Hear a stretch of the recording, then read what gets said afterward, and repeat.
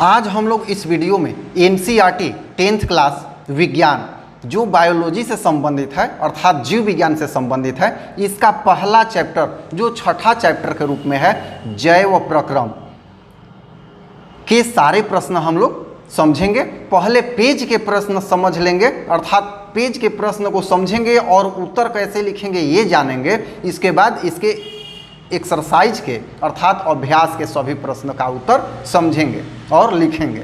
तो आइए page number 105 जैव प्रक्रम के पहला क्वेश्चन पेज नंबर 105 पे है। प्रश्न पहला है, हमारे जैसे बहुकोशिकीय जीवों में ऑक्सीजन की आवश्यकता पूरी करने में विसरण क्यों अपर्याप्त है। अब सबसे पहले तो हमें विसरण का अर्थ समझना होगा।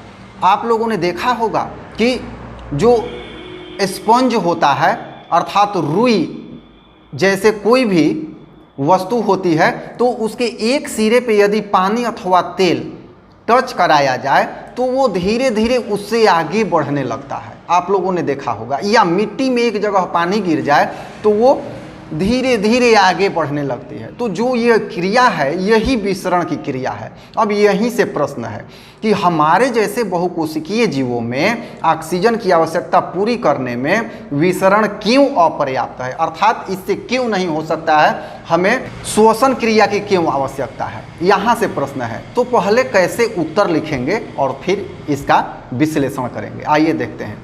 हमारे जैसे बहुकोशिकीय जीवों में ऑक्सीजन की आवश्यकता पूरा करने के लिए विसरण पर्याप्त नहीं है, क्योंकि विसरण की क्रिया वातावरण से संबंधित कुछ कोशिकाओं तक ही संभव है, किंतु जो कोशिकाएं वातावरण के संपर्क में नहीं हैं उनके लिए ऑक्सीजन की पूर्ति का माध्यम विसरण नहीं हो सकता है। ये है सटीक आंसर। अब थोड़ा सा इसका विश्लेषण करते हैं। देखिए, जो कोशिकाएं वातावरण अर्थात हवा के संपर्क में है वहाँ तक की कोशिकाओं को या उनके आसपास के कोशिकाओं को तो ऑक्सीजन मिल सकता है, किंतु जो कोशिकाएं अंदर हैं उनको वातावरण से संबंध न होने के कारण ऑक्सीजन की पूर्ति नहीं हो सकती है। उसको ऑक्सीजन की पूर्ति करने के लिए श्वसन क्रिया की नितांत आवश्यकता है। तो आप समझ गए होंगे आंसर कि क्यों ये आवश्यक है। दूसरा प्रश्न, कोई वस्तु सजीव है, इसका निर्धारण करने के लिए हम किस मापदंड का उपयोग करेंगे।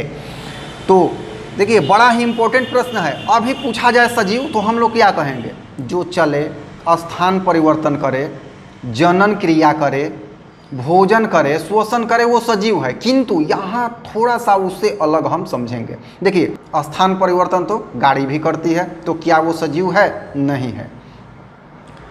इस तरह से बहुत सारी ऐसी क्रियाएं हैं जो होती हैं किंतु वो सजीव नहीं होता है। आइए आंसर कैसे लिखेंगे समझते हैं।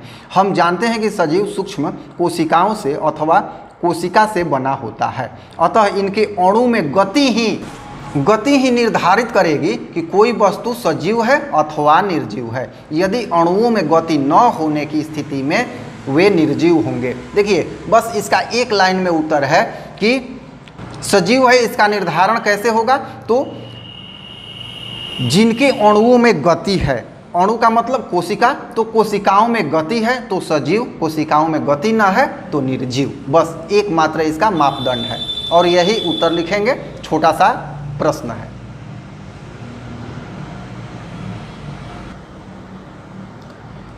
किसी जीव द्वारा, तीसरा प्रश्न, किसी जीव द्वारा किन कच्ची सामग्रियों का उपयोग किया जाता है। तो किसी जीव द्वारा निम्नलिखित कच्ची सामग्रियों का प्रयोग किया जाता है। कच्ची सामग्री का मतलब जो प्रकृति में उपलब्ध है, तो वायु। अब देखिए थोड़ा सा विस्तार में, जीव द्वारा आवश्यकतानुसार ऑक्सीजन अथवा कार्बन डाइऑक्साइड वातावरण से ग्रहण किया जाता है।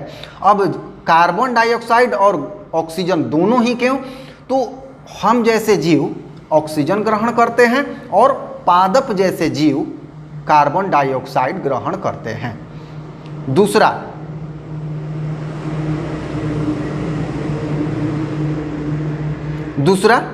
दूसरी कच्ची सामग्री जल। किसी जीव द्वारा कच्ची सामग्री के रूप में जल ग्रहण किया जाता है। जल को भी कच्ची सामग्री के रूप में जीव ग्रहण करते हैं। फिर है भोजन।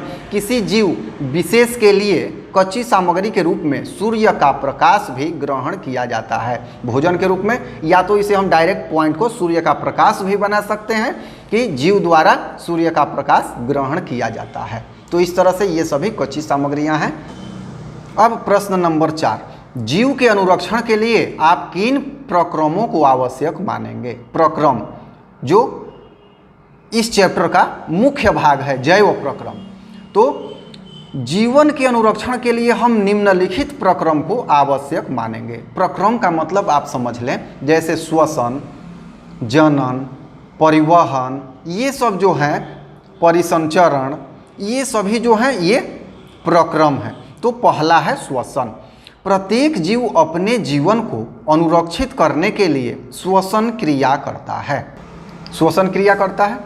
अब दूसरा संवहन। विभिन्न प्रकार के जीवों में संवहन तंत्र द्वारा जीव के लिए आवश्यक पदार्थ प्रत्येक कोशिकाओं तक पहुंचाया जाता है। जैसे हम जैसे जीवों में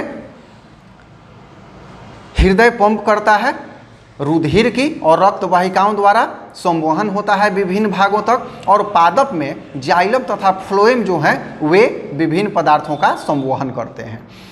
तीसरा है भोजन। जीव के अनुरक्षण के लिए भोजन अति आवश्यक है, जो मुख्य रूप से पाचन तंत्र से संबंधित है। इसमें हम चाहें तो एक और पॉइंट बना सकते हैं, जनन।